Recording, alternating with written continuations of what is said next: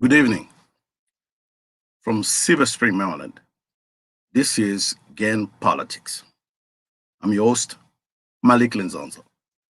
Tonight, a conversation with Jovani Patterson, who is running for City Council President in Baltimore. Thank you for joining us today. That's all coming up tonight. Right.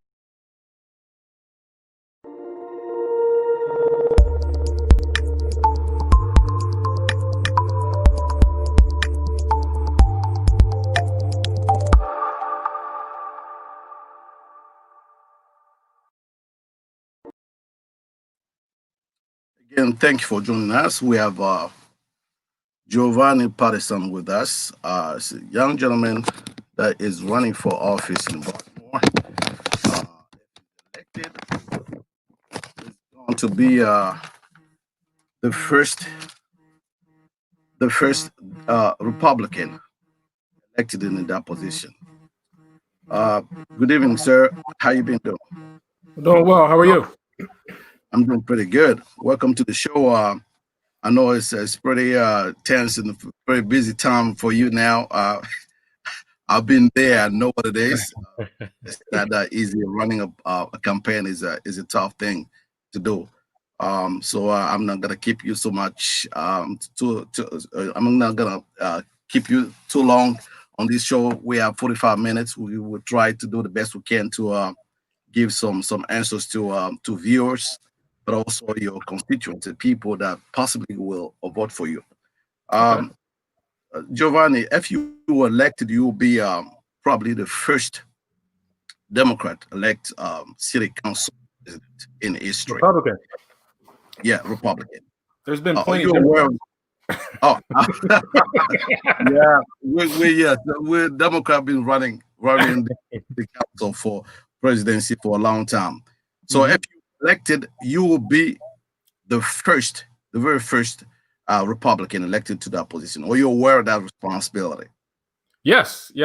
I'm very well aware of it. I mean, really has been a historic election cycle. I mean, not only have the opportunity to be the first Republican city council president, but we also have, 8 other Republicans that are running alongside us. So it's been, a race that we're running together. It's experienced some of the same challenges, ups and downs, and it'll be a lot of firsts for a lot of different reasons if elected. Now, when I was going through your some of your stuff, what I found out that you are actually an engineer by trade, and Yes. security engineer. I studied some security myself. I was just wondering why a good man like yourself, you're a family man, a good guy. Why politics? Why you get into something this game of politics? Well, I appreciate the compliments, man. The politics.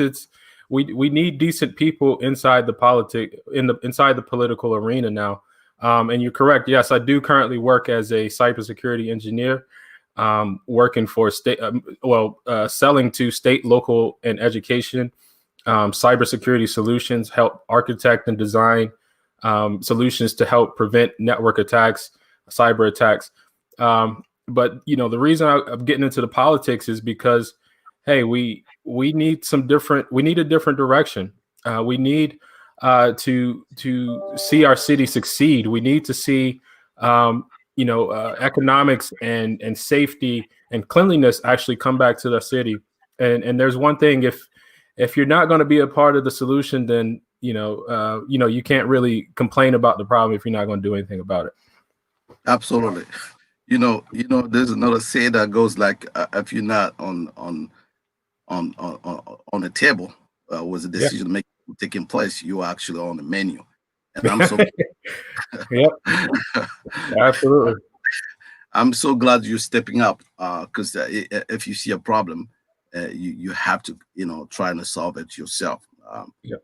Um, Historically, this position have been held by Democrats, like you just said.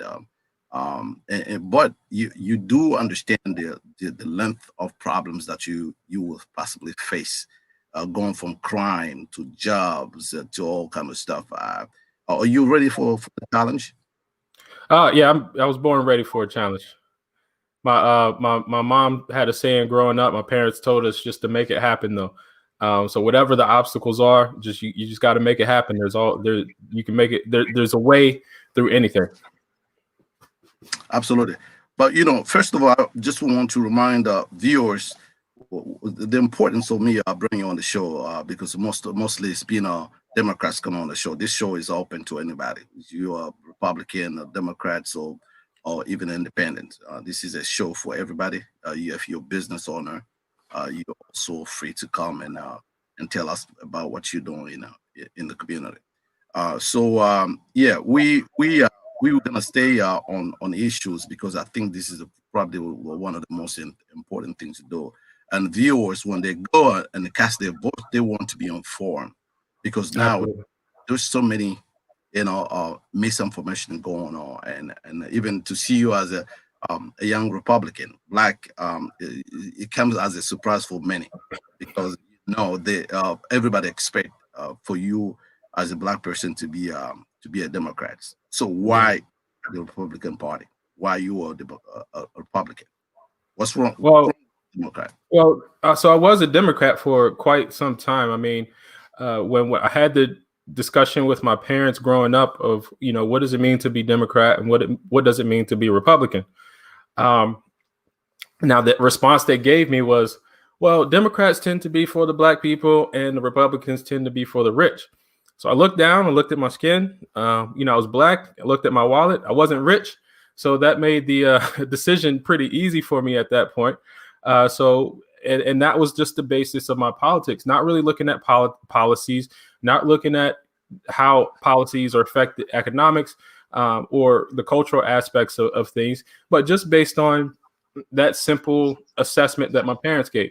Now, fast forward a few years, I've been through a few elections, and there was a certain point where I started challenging the way I thought about certain things, and it was a real introspective, kind of process. So what happened was I actually started researching and looking up the platforms of the Democratic Party, the Republican Party, what they stood for. And what I've noticed, especially starting to have a family, trying to actually build and own for myself, I noticed that the Republican Party tend to align from the platform and the values of it more aligned with who I was than say the Democratic Party, and that's kind of how I transitioned, and now I just stand for the values which to me are quite simple: God, family, and country. There's nothing I wouldn't do for my family, and I do believe in service to this country. That's why I have decided to take the step forward and actually put my name on the ballot to serve the citizens of Baltimore City. It's amazing, Giovanni, to see that most of those value that you're talking about, the Republican value. If you see black people, they are traditionally very conservative people. Yes. Black people are very conservative. They go to church. They put everything before God.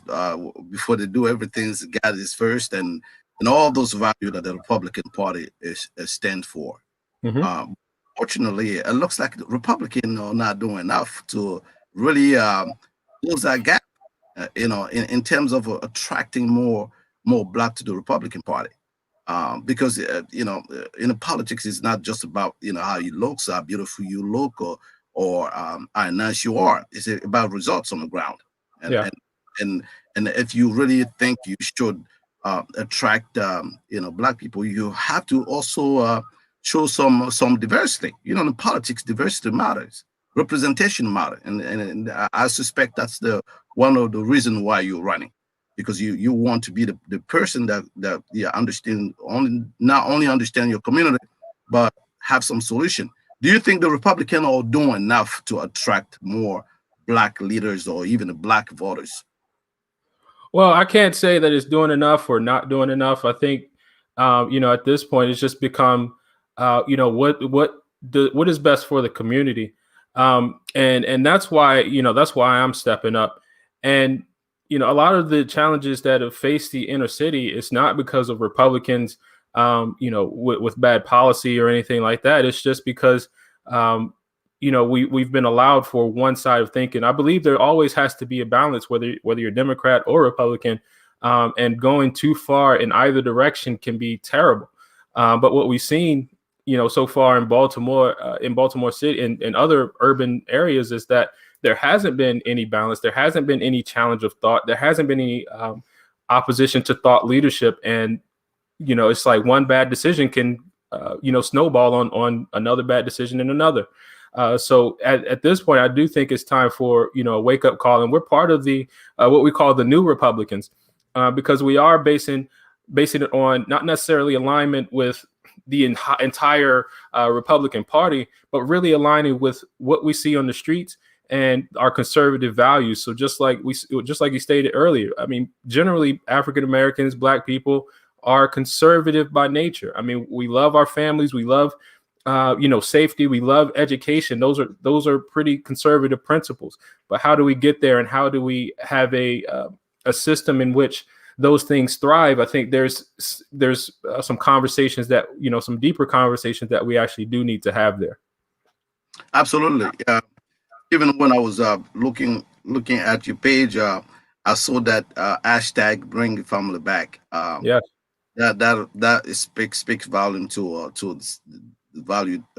Speak volume to the value that you're talking about. So when you say bringing family back, what do you really mean? Because it looks like that's part of your motto for this campaign. Yeah. So my campaign slogan is bringing family back. But I understand that you really can't legislate putting families together. Now, there has been legislation put in place to tear families apart, especially looking at some of the social welfare program requirements where, men couldn't be in the home, and things like that. So there has been things to tear families apart. But also we have to recognize that there's choice involved in that as well. But bringing family back is really about empowering the economic situation of families, to strengthen the family unit, to strengthen ownership, whether that is business or home ownership, so we can actually bring back our community, so we can bring safety, accountability, jobs, and all of that will help to bring that principle of family, that principle of community back to our streets. Absolutely. You know what? You just started to give some meat to this conversation. There's no way we can talk about Baltimore without talking about crime and jobs and all that. So we're gonna take a very quick break, and then we'll come back. I would definitely ask you about all of that, jobs and a bunch of problems that Baltimore is facing right now. Awesome. All right.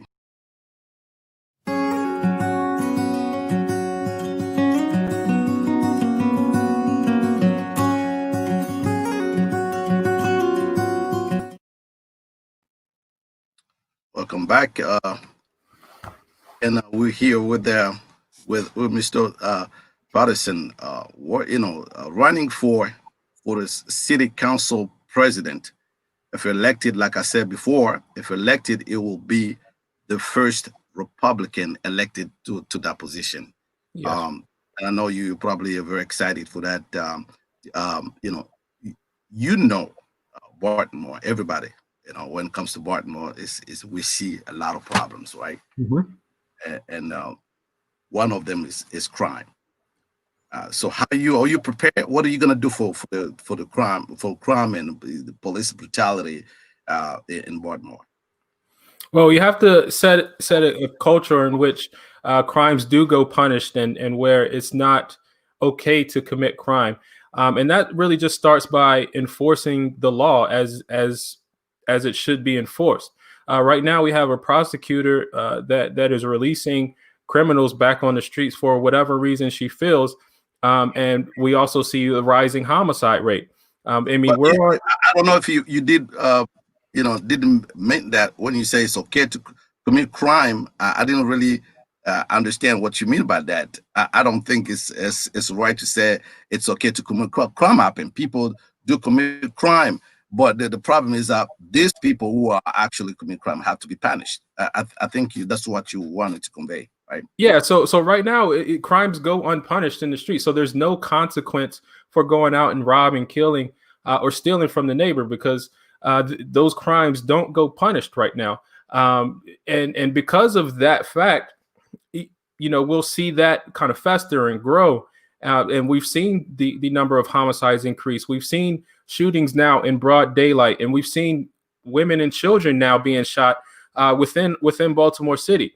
And Baltimore right now has a sub 30% clearance rate, which means 70% of these cases actually go unsolved. So when you have a higher chance of getting away with murder, literally getting away with murder, that increases, and that leads, that not leads, but other crimes tend to follow that trend as well. So it starts by accountability. Now we can't have City Hall throwing rocks at the police saying you're corrupt, and the police then throwing back rocks at City Hall saying you're corrupt.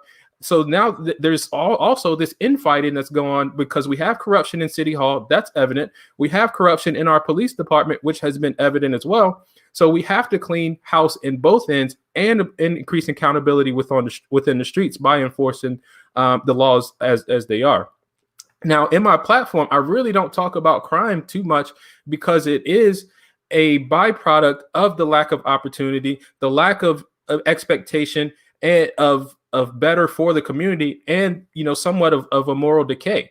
So when we bring back the structure of the family, when we bring back ownership, when we get rid of a lot of these boarded up, abandoned homes that exist within our city, there'll be fewer places to commit the crimes, and there'll be more opportunities and nobody will have time to commit crimes.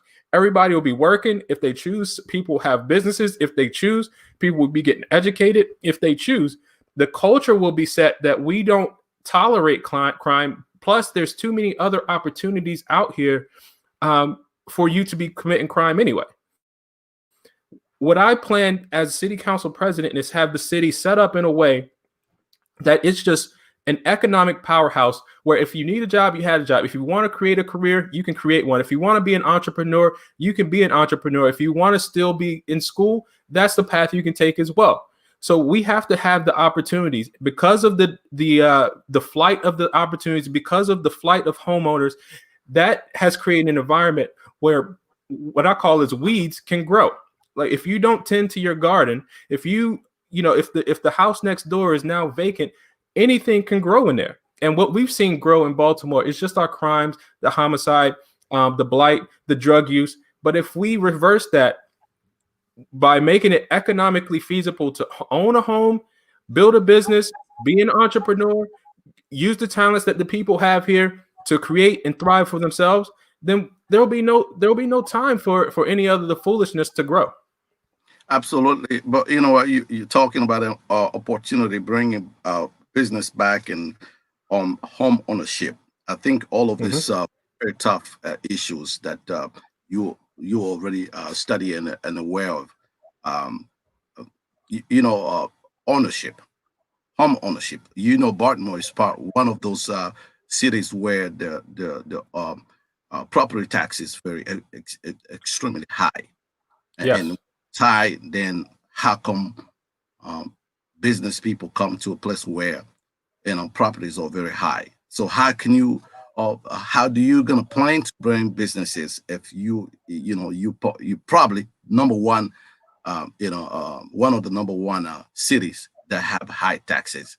I think close to San Francisco, but they did fix the problem. How you plan to solve that problem? Because once you solve that, then probably investors will come.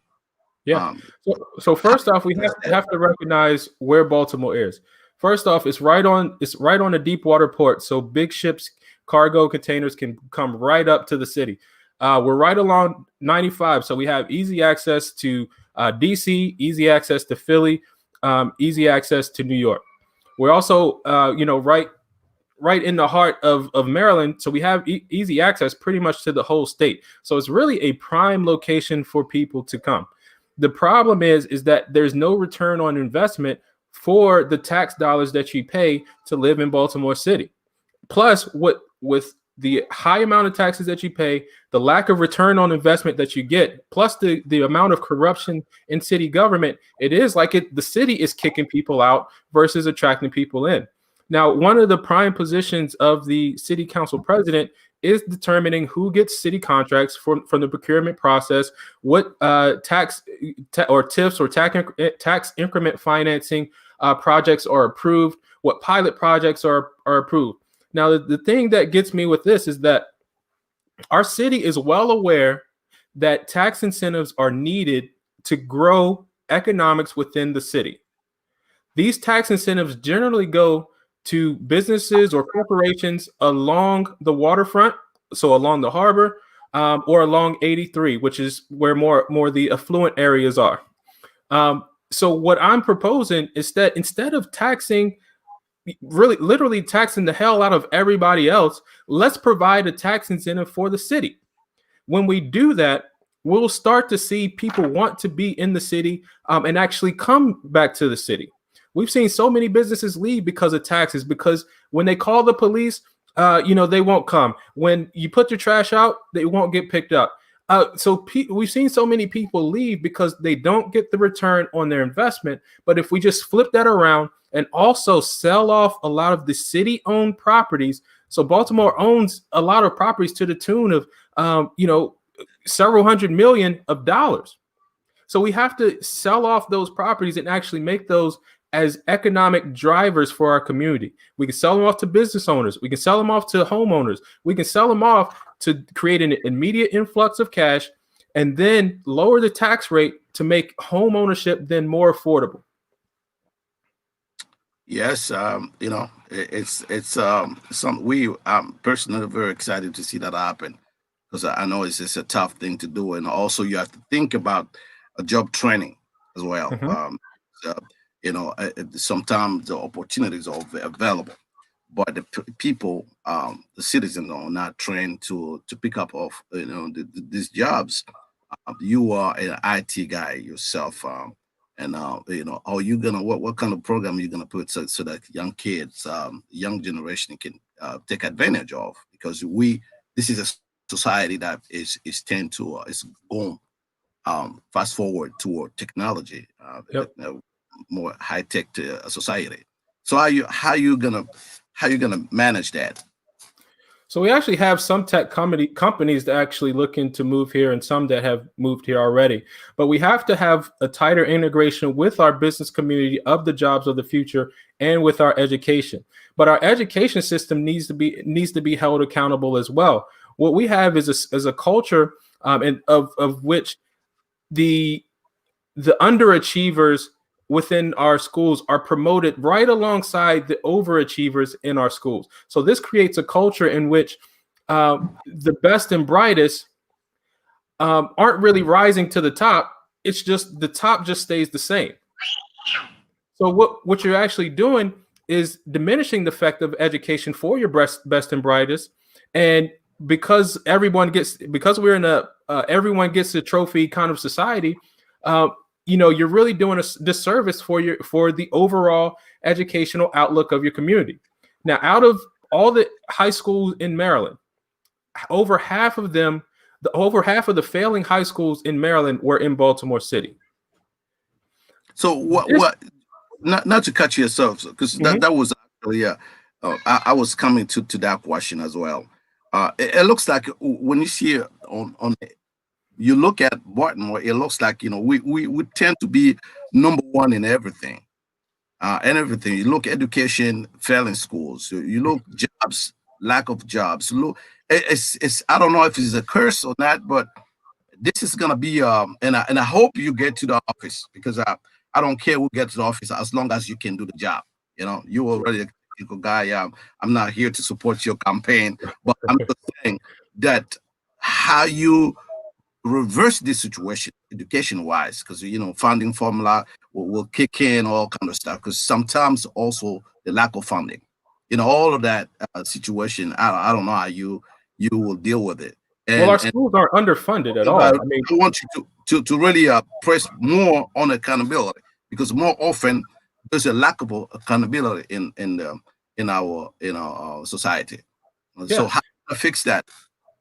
Well, so first off, our schools aren't underfunded, so we have to have a top to bottom audit about where the money actually goes. The money obviously isn't getting to the schools. It's obviously not getting to the children because we still have buildings without heating and air. We still have buildings that don't have running water, or fountain water that the kids could drink. So we have to look and investigate where the money goes. I mean, currently we have a school CEO that makes $325,000 before all the living allowances and everything else. So she probably makes about $375,000 a year. This is $25,000 less than the president of the United States that is responsible for a school district of 82,000 kids. Now, there's a lot of waste, fraud, and abuse of where that money goes. Our schools, again, are not underfunded. We have to create accountability within our school system. We have to raise the standard on the level of education that we give our kids. We have to realize that some kids do need to fail, because if we say everybody's passing, then that does a disservice. Now, the challenge with our school system is, I believe our leadership is purposely keeping the kids back to get more money inside of the hands of the city hall politicians and the politicians in general, versus that getting to the children and for the general welfare of the city. The reason I say that, Jovani, not to cut you off, sir. The reason I say that is because when things fail, our city government can beg and plead for more money. There is very little accountability in that, because if the schools are failing, we can blame it all day on it's not funded right. If our city's failing, well, we just don't have enough money. Well, where's the accountability in the money that we currently are using? If we stop 95% of other school districts, where's the money? You on the right track. I agree with you. You said the school are funded. The problem is the accountability on how people use this money. Yeah. But you do remember that Baltimore was having a problem with heating. School inside school was cold. So are you saying that the money that was allocated for school was misused, and the people that misused the money was not held accountable? Is that what you say, sir? I am 100% saying that. This money goes untracked, untraced, and there is no penalties for misusing those funds. That is what I'm saying. Okay, so your solution is to bring more accountability and make sure that we track all the dollars paid, tax money, so that this money is back into the school and in the system, so that our kids can have everything they need. Yeah, as a taxpayer, you deserve the right to know where your tax money goes. It's like right now we're just putting it in a blind pot and hoping it gets to the destination it's supposed to get to, when we can clearly see from the results, from the fruit of this tree, that it is rotten, it is terrible, it tastes bad, it's ugly, it smells bad, and no one's saying anything about it. It's like we're just eating the bad fruit from the tree because that's how it's been for so long, and that's how it's continued to be. Yeah, I mean, it's quite impressive to me to know that we were talking about around 26 abandoned schools. You know, and over 26 failed schools. How? Because I'm trying to understand here. I hope somebody else from the school system can be here to get us straight on these numbers. If we have 26 schools now.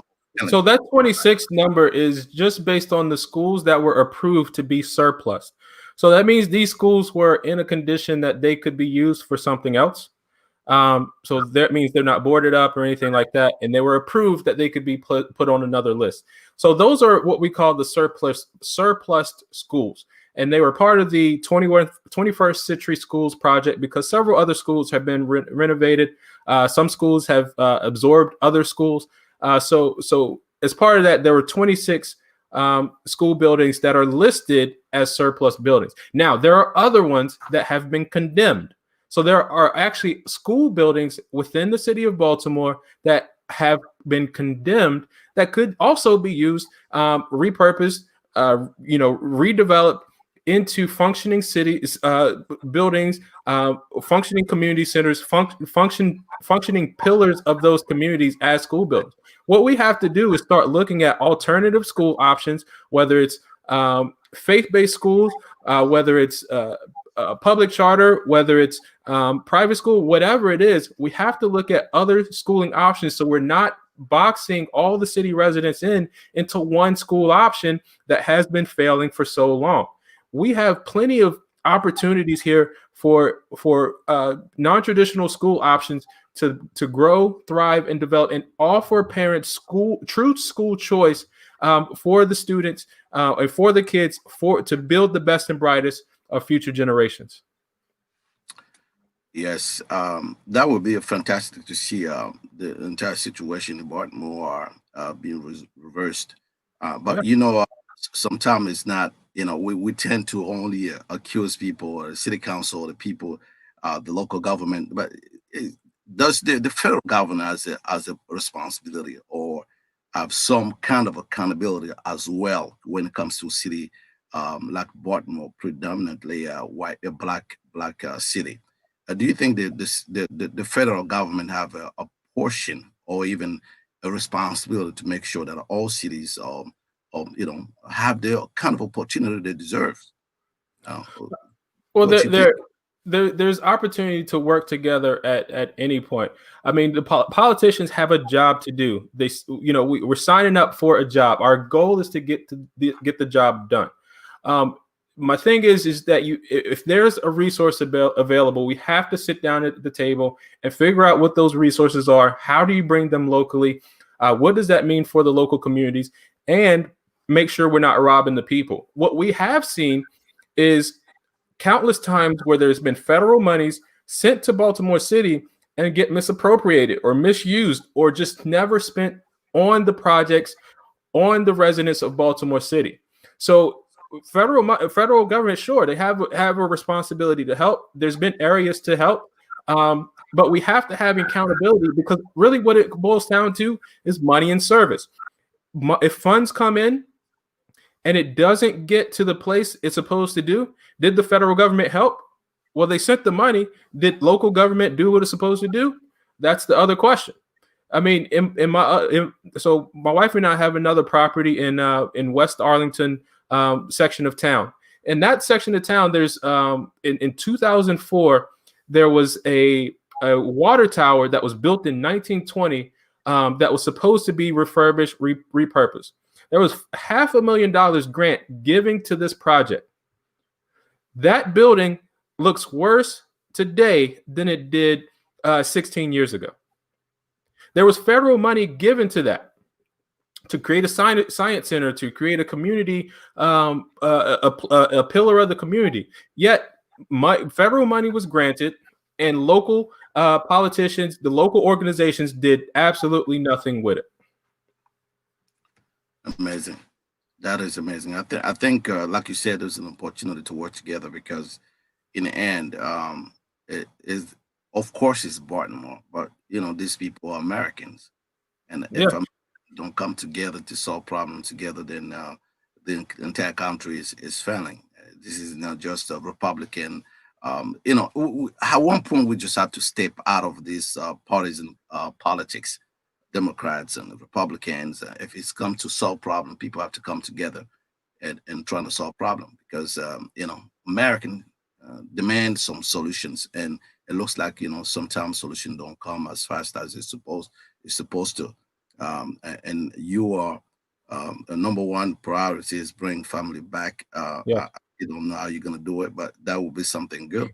So the family is the fabric, is actually when you have a family together, I think we can do a lot. In our nation, in our district, or in our cities. So we're gonna take another quick break. Jovani, will come back. We will address another issue with police brutality, and I want to know exactly what you think about what's going on in our country right now. Absolutely. All right. Okay, so continue to deal with Jovani Patterson. If elected, he's going to be the first Republican to be city council president. I think that's a very important and responsibility, and I hope viewers have a chance to look at it and to judge what is that they have to send him to office or bring somebody else.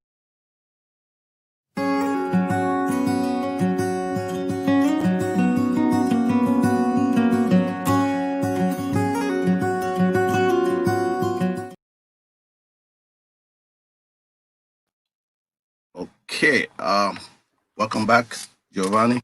So this social unrest, police brutality. You probably already know Black Lives Matters, but there's always some kind of a bizarre relationship with on one side Republican and the other side Democrats. Although some, when you look legislation from the top, I mean the federal government, you see the Senate, all kind of stuff. It looks like some of the legislation you usually read of some legislation introduced by Ron Paul, for example. There was some good stuff in it, but it just seems that Democrats um, or the one advocates more on reforms when it comes to social reform, like in the criminal justice system. Is this a misconception, or this is just a stereotype that Republicans don't like to do good stuff for Black people? What is it? Yeah, I think you have a chance here to kind of tell the viewer what's going on. What's wrong with the Republican? Why is that in our community? We always have like we don't look at them like people who are forced for good. Can you tell some of the stuff that the Republicans are doing that can be attractive to Black community, especially when it comes to the reform of the criminal justice system?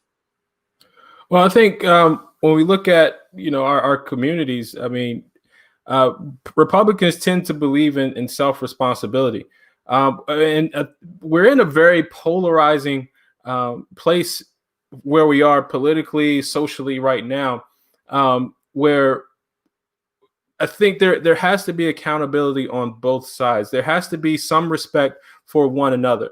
I mean, just in Baltimore City, we've seen examples where kids are spitting or throwing things at cops. We saw that in New York, just dumping water buckets on the cops, while making arrests. So we have to understand, like, what is the message that those type of actions are sending, to the community as a whole. And that this is why the aspect, to me, bringing family back is so important. Now, my father was one who went to a store while he was in New York, came out, and police had guns drawn to his head, and for no reason. He survived that, and he went on to live his life. I'm pretty sure he told his dad and things like that. But that is not one story that I heard growing up as a young Black man. I didn't hear that story growing up. What I heard from my father was always respect your neighbor. It doesn't matter if they don't agree with you or not. You always have to respect the other person. Always be the bigger person, they told me. You have to be that person that others would want to follow, others would want to emulate. And even if someone does something wrong to you, live to fight another day. Those are the principles my dad taught me, which is important. This is why family is important, because when we don't have order in our homes, we lack order in our streets, when we lack order in essentially any other institution, of our lives. Now, again, my dad was never told me about his police brutality story, but did tell me, if you get in trouble, son, you're on your own. So imagine what that did to me. I didn't want to get in any trouble at all. I, stayed away as much as possible from those type of interactions. Now, yes, I have had encounters with the police. I have been arrested. Those things, I've done, as a youth. have it translated into, me as an adult. But the behaviors my dad instilled into me, the expectation of what I had to treat another person, was something that my dad taught me. Now, again, that goes back to the conservative principles. That goes back to conservative values, because now our community is taking care of our community. There was a time when police would take you back to your parents, or you would rather go to jail than go back to your parents. So we have to bring that order of family back. We have to bring that level of respect for one another, regardless of whether you're a police or civilian. We have to bring that back. And when we do, we'll see much less, what's called police brutality. We'll see much less of this, crying, looting, rioting, and all of those type of actions that have been commonplace in our streets today. But Jovani, it's a national outcry. The civil unrest that we have in this country is much bigger than just the behavior. If you're good, you yes sir, no sir. Can I reach my glove compartment to get my? And I know, Giovanni. It goes beyond that. Not that white counterpart are not being brutalized by the police. They get killed too. We know that. But the fact of the matter is, it looks like we are acting beyond citizenship. Like if you're a citizen, you expect your policemen to protect you. They're not your enemies. You're right. And as a citizen, as a police officer, I believe they expect the citizens to act a certain way as well. Like we can't sit here and say we have a lot of evidence, sir. We have a lot of evidence. Yeah. A kid is just playing, minding his own business, get killed. Tell me rice. You can be minding your business in your own house. You get killed. So we have to acknowledge that there are evil people. There are evil cops. But we also have to look at right now in Baltimore City, we're on pace for another 300 years of homicides. You know how many people have been shot and killed by the cops this year in Baltimore? 0. So if we're talking about the result of each is the loss of life. Unfortunately, it is the loss of life. But we can't sit here in glass houses and throw stones. We have to have accountability within ourselves and within each other if we truly want to see change. I mean, we could complain and riot and protest all day, but if we truly want to see change, we have to stop blaming and looking in the mirror. So we have to realize that there are bad people out here and they need to be punished. Every case needs to be looked at as a case-by-case basis, as the individual case, to be fair for that case. Here's my take, Giovanni. Since the 60s, this is not just a newer phenomenon in America. We've seen the Martin Luther King, the Malcolm X, fighting for the same issues. 60 years after, we're still here fighting for it. So it has to be some moral leadership, somebody that can stand up and say enough is enough. But let's you have power right now. What are you doing on the federal level? But let's look at what's happened since the 60s. Have our families been more intact now or less intact now? Have we had more Black business owners and more Black ownership now or less now? And those are the fabrics of our society that has gone down, that has gone away. We have a high out of wedlock birth rate. We have lack of fathers in the home. We have lack of order in our homes, which has led to lack of order on our streets, lack of order in our city governments. So when we restore the family unit, which is the basis of my platform, when we restore that, that's when we'll start to not complain about that is a part of the solution, Giovanni. It's a part of the solution. It is the solution. Family, I think, is great, is good, and God bless you if you were able to do it. But what I'm trying to say here, you say yourself, you said it. There's some bad caps out there, yeah, and there always will be caps still on the job, thinking I can just go outside, and then arm some black citizen and then get away with that. I think that's look. We have to look the problem straight and then trying to So solve it. let's look at all I the don't see problems that we anybody. have. No, Again, like I I hear said your earlier, point. Let me make my point, Giovanni. I want to see this president here, the Republican president, that people say unorthodox president, somebody who can just speak truth to his own power. Uh, I want to see President Trump stand up and say, you know what, enough is enough. And for my black citizen, like you always say, my is black citizen, I care about them. This issue has been here for too long. We have to hold the police, the bad police. I'm not talking about all police. Bad police have to be held accountable. And the argument that every time we say Black Lives Matter, it has to be equal to Blue Lives Matter. I mean, it's ridiculous. How many people can you give me the statistic that policemen dying in hands of black people, or black people just randomly going on the street trying to kill some police officer? well, we just saw that the other day in LA. I mean, it has happened, right? So we can't. There is incidents that happen. We saw it in Dallas when a sniper shot the 5. We saw. I mean, we've seen. How many sniper do you know in a year? But what I'm saying is we've seen it. It doesn't matter who is dying. The fact is somebody is dying. That's the whole. The problem is accountability, Giovanni. The problem is accountability. You said it yourself. The result of each is a loss of life. When we go back to that basic point, we can start to heal.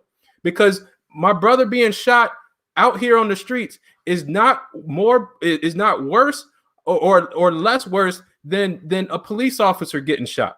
Or a police officer killing another person. There has to be accountability, one, within yourself. There has to be some sense of internal conviction in order for us to believe the law enforcement should do their job. We can't say we can be an immoral person and expect that other person to do the job for us. But and that's what we're doing. We're saying when a sniper we can talk accountability, but the police officers need to be accountable. When we need accountability all around. No, absolutely. We agree on that, because when a sniper kills a police officer, he get some justice, right? You go to jail, they cut him or they kill him. But what we don't understand that when bad police, but we have to condemn bad policing. Yes, I agree with that 100%. Kill a citizen. It doesn't matter whether you're black or white. When a police officer kill an armed citizen without no reason, if his life is not threatened, and he go to this justice, and nothing is done. That's why we fight. That's what people will march. Keep marching. So let me ask you this then. So when facts come out of cases and they don't match the immediate narrative, do people then go back and say, "I'm sorry," or or the officer was justified? No, repeat your question. I didn't get it. So we always see the immediate reaction or immediate response to incidents, be the first footage that might come out. Now, when the rest of the facts come out, are more people willing to accept that, okay, maybe that person was in the wrong? Are people willing to accept that the officer may have been justified in those shootings? Are we able to get to that point? Because if we're not, we're going to still continue to riot and loot regarding the same things and saying they're killing us, when, to be honest, by statistics, you have a higher chance of getting struck by lightning than you do to get shot by the police. Listen, Giovanni, we cannot solve a problem by running away from it. What I'm asking, especially when we have a Republican president that everybody is saying, hey, these things started under a Democratic president. Hear me out. I heard you. I listened to you. Let me give you my own perspective. If you think Republican is or giving more solution, or people turning to the Republican Party, I want to see this president using his bull puppet and say, Listen, police brutality on the killing of unarmed citizen, it doesn't matter whether you're black or white. It's wrong. It has to be condemned. That's all people want. If you kill somebody and you can go home and make yourself a sandwich, sleep and wake up in the morning, and people are trying to figure out what to do, then it's a problem. You're not gonna get away if you do that as a black person.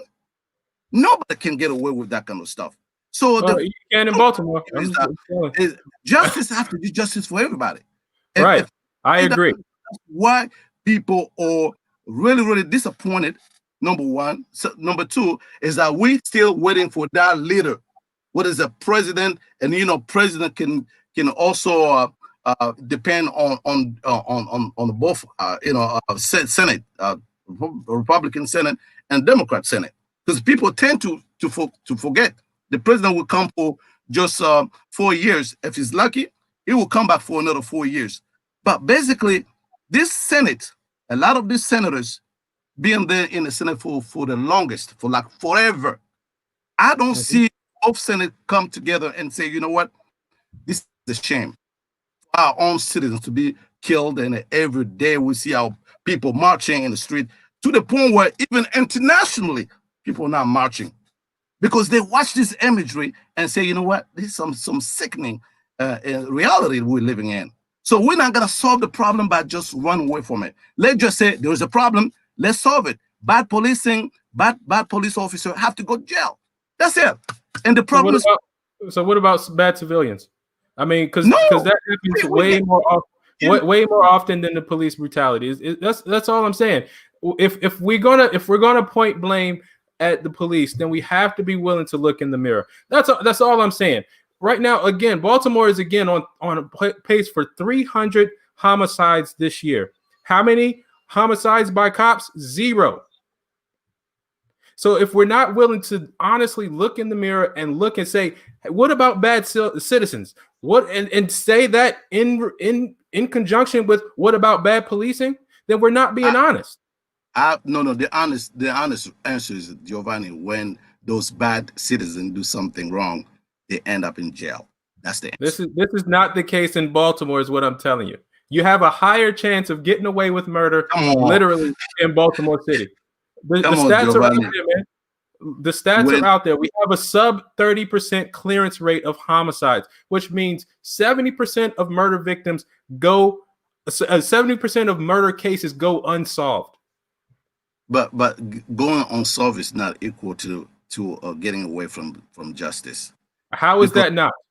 No, because the killer is still out on the loose, able to live another day, able to do another, still live their life. Isn't that the same result of an officer who's been accused of police brutality? No, not accused. If you kill somebody in a blue light, and you're not being alleged until guilty, because we live in America. It's guilty. I mean, innocent until proven guilty, right? So it's alleged until proven guilty. So if an officer is alleged,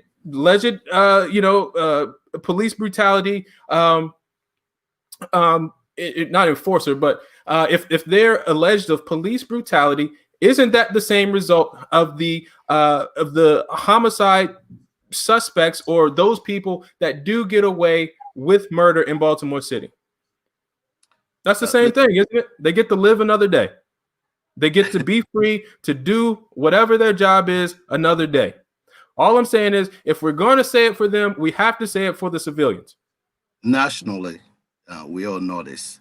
Once those crimes are solved, it usually end up by charging that person that committed the crime. The outcry, the civil unrest in this country is about the lack of justice. It's like somebody is being seen on broad light, killing unarmed citizen. Well, let's take a look at the Freddie Gray situation in Baltimore. I mean, it happened right here, right? The state's attorney then prosecuted the 6 officers, and what happened? Do you remember what happened in that case? The charges charges were dropped. They were dropped. because they didn't have the evidence, because they didn't have the basis for the case. But at least they went through a trial. And that's the same thing that happens to many of these officers. Most of these complaints of bad officers come from other officers. And this is from the NYPD. This is from BPD. All the internal complaints about bad policing come from other police. We can, America went on the moon. We can solve this problem if we want to. I think the reason why we don't have any solution because we lack moral leaders that can stand up and stop this continue to happen. And I know you're gonna be part of the solution, not the problem, because this issue has been here for ages. It was before us. We came and we're dealing with it. Our children are dealing with it. We need some safety, and somebody go and trying to choose to be a police officer. You have to understand it's a risky job. It's not an easy job to do. It comes with the territory. But we're not gonna say we love police to get armed. No, we want them to be safe. When they're safe, they can help community stay safe. But at the same time, there's a lot of injustice going on, and that needs to stop. Jovani, listen. There's a lot of responsibility to the position that you are running for. I hope you probably gonna bring some of your skills as an engineer in security. I don't know how do you even think this is gonna help you because we're dealing with COVID-19 right now. 19 and before COVID-19, we have some security issues. Attacks from China, attacks from Russia. How do you gonna use? Do you think your skills as a security engineer will help you to do your job? It's all about identifying and solving problems, and that's really what I bring to the table. We look at the root cause. We look at how things could be improved, how processes and structures could be implemented or maintained or again increased. So I think a lot of those skills, especially what I bring from a technical level, do translate to solving problems within the community and within City Hall.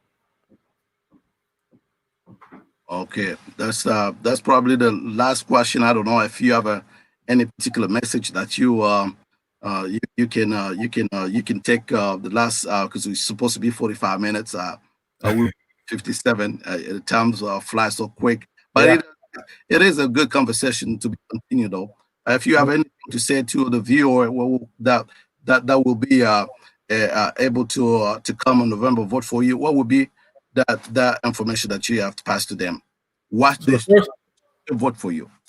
So the first thing is don't waste your vote to support a family dynasty, especially one that has smells of corruption and really hasn't done much to move the city forward. So one, don't waste your vote on a family dynasty. Also, two, I strongly believe in God, family, and country. I'm 100% guided by my faith to make the best decision for Baltimore City and to consider all the residents of Baltimore City. I'm not one to be selfish, and I think I have very strong self convictions.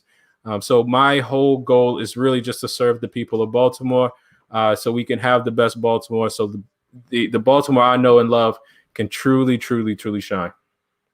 All right. Good luck to you, sir. I hope you'll be able to come back here again. This show is not particularly for the Democrats or for the Republican. It's for everybody. If you have something to say, you have business to promote, this show is open for everybody. So thank you so much, Jovani, to take some of your time, come and speak with us. We look forward to speak with you again. Thank you so much, Malik, man. It's been a pleasure, man. All right. Take care. All right. This concludes our show for today. We want to thank some of our sponsors, Vita Vegans from the great state of Arizona, for your help and support. Everybody that want to support the show to keep going, bring the good information and well balanced debate, please do so. All right. So thank you again for watching.